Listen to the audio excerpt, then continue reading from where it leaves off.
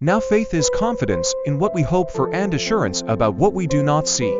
This is what the ancients were commended for. By faith we understand that the universe was formed at God's command, so that what is seen was not made out of what was visible. By faith Abel brought God a better offering than Cain did. By faith he was commended as righteous, when God spoke well of his offerings.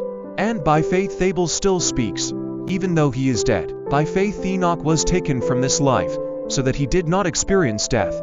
He could not be found, because God had taken him away. For before he was taken, he was commended as one who pleased God. And without faith it is impossible to please God, because anyone who comes to him must believe that he exists, and that he rewards those who earnestly seek him. By faith Noah, when warned about things not yet seen, in holy fear built an ark to save his family. By his faith he condemned the world and became heir of the righteousness that is in keeping with faith. By faith Abraham, when called to go to a place he would later receive as his inheritance, obeyed and went, even though he did not know where he was going. By faith he made his home in the promised land like a stranger in a foreign country.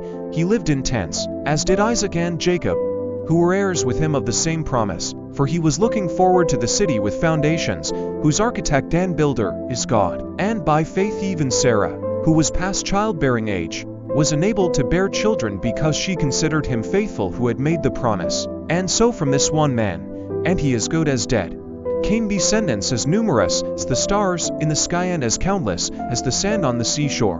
By faith Abraham, when God tested him, offered Isaac as a sacrifice. He who had embraced the promises was about to sacrifice his one and only son, even though God had said to him, "It is through Isaac that your offspring will be reckoned."